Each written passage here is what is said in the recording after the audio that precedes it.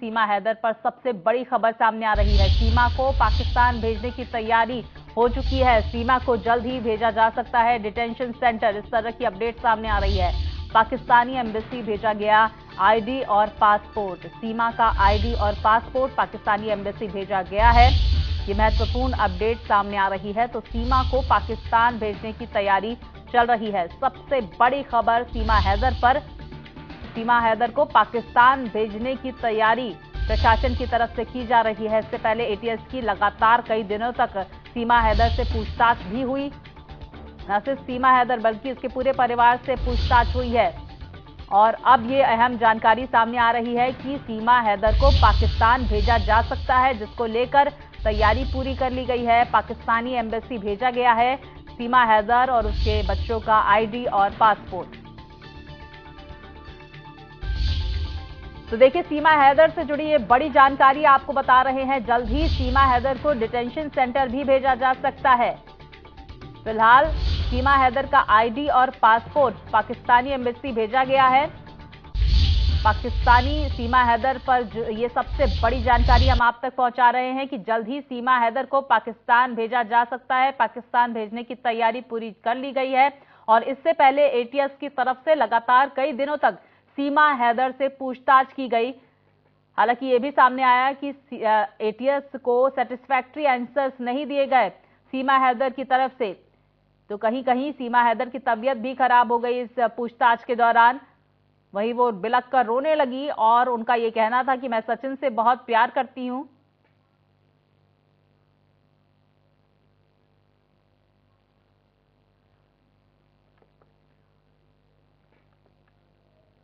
और इस खबर पर ज्यादा जानकारी के लिए मेरे दो सहयोगी हमारे साथ जुड़ गए हैं। रजत हमारे साथ ग्रेटर नोएडा से जुड़ गए हैं, साथ ही हमारे साथ जुड़ गए हैं महेंद्र माहिन।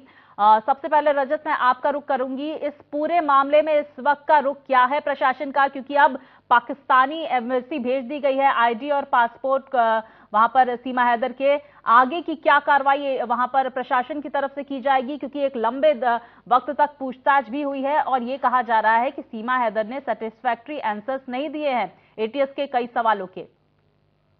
अब देखिए, बिल्कुल जैसे पहले भी बताया था कि सीमा हैदर से जब सवाल किए जा रहे थे उस दौरान गुमराह किया जा रहा था एटीएस को।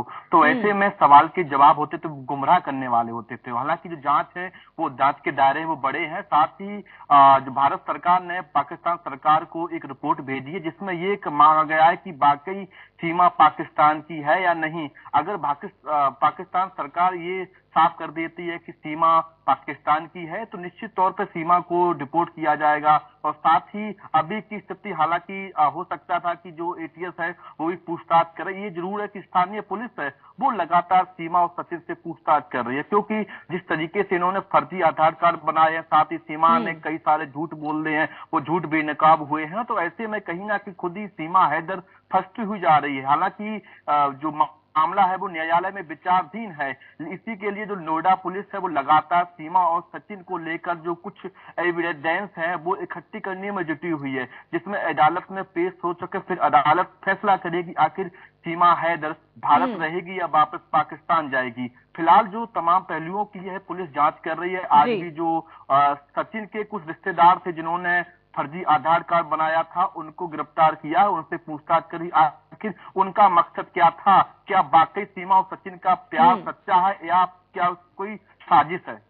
बिल्कुल, देखिए, प्यार है या साजिश है इसका लगातार इसको लेकर जांच की जा रही है एटीएस की तरफ से और प्रशासन की तरफ से। महेंद्र, हम आपका रुख करेंगे। और देखिए महेंद्र, हम लगातार ये जो सीमा की एंट्री है भारत में ये संदेहास्पद रही है और सीमा जिस तरह के बयान दे रही हैं, जिस तरह की बातें सीमा की तरफ से की जा रही है, साथ ही जो कह रही है कि प्यार बहुत है मुझे सचिन से और मुझे यहीं पे रहना है, तो अब वहां पर एक्शन देखने को मिल रहा है एटीएस की तरफ से। पूछताछ क्योंकि कई दिनों तक चली है, पूरे परिवार के लोगों से चली है, जाहिर तौर पर संदेहास्पद सीमा का ये एग्जिस्टेंस होगा वहां पर। इसी वजह से अब उसे डिपोर्ट करने की तैयारी है पाकिस्तान।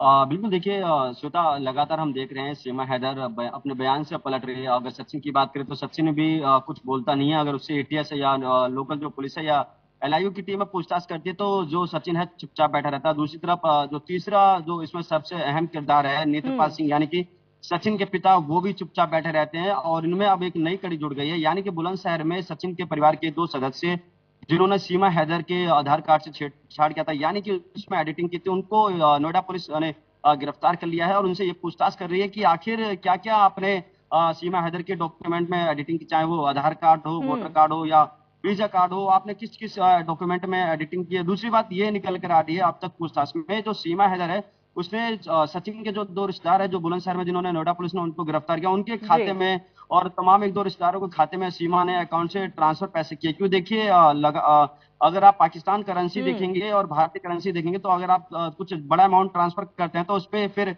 कहीं ना कहीं मॉनिटरिंग की जाती है बैंकिंग सिस्टम की तरफ से। मगर सीमा हैदर इतनी सरल इंसान या इतनी सरल महिला अपने आप को बता रही थी, तो कैसे उसको पता था कि मुझे विभिन्न विभिन्न खातों में इस तरह के से पैसे अकाउंट ट्रांसफर करने। क्योंकि देखिए सीमा शुरू से ही विवादित बयान दे रही है और विवादित सवालों के घेर में खुद गिर रही है। पहले सीमा हैदर ने कहा कि मैं 5वीं पास पढ़ी हूँ, मुझे इंग्लिश नहीं आती। मगर अगर आप देखिए उससे आप इंटरव्यू लेंगे, उससे बातचीत करेंगे, तो आपको साफ एहसास होगा कि सीमा एक अच्छी पढ़ी लिखी जी जिस तरीके से यूज करती है, जो एक अच्छा पढ़ा लिखा ग्रेजुएट बंदा इस्तेमाल करता है। और दूसरी बात देखिए, मीडिया से जब वो बात करती है, चाहे इंडिया न्यूज से बात करें या विभिन्न चैनल से बात करें, जब वो बातचीत करते हैं तो लगता नहीं है कि वो पाकिस्तानी मुल्क की महिला है। जिस तरीके से रिप्लाई करती है, चाहे वो भारत के मुद्दे पे हो या पाकिस्तान के मुद्दे पे हो, सचिन के मुद्दे पे हो या खुद के नेपाल से भारत आने और तमाम पाकिस्तान बॉर्डर को क्रॉस करने को लेकर, ऐसे स्मूथली जवाब देती कि हर कोई हैरान हो जाता। जिसके बाद देखिए लगातार सीमा ने ये भी कहा था कि पहले इंटरव्यू में ये कहा था, एटीएस की जब पूछताछ नहीं, तो उससे पहले इसने ये कहा था कि मेरी उम्र 27 साल है। मगर जब हमने आधार कार्ड देखा तो आधार कार्ड में 22 साल उम्र जिक्र किया था। तो ये आधार कार्ड के जो बिल्कुल। तो देखिए सस्पेक्ट बना था, महेंद्र, मतलब जिस तरह से आपने जिक्र किया, रजत ने भी जिक्र किया, सीमा के बयान जो है वो बयान ही इसको यहाँ पर इस गुत्थी को सुलझाएंगे और सीमा अब फंसती हुई नजर आ रही है अपने बयानों की वजह से। बहुत बहुत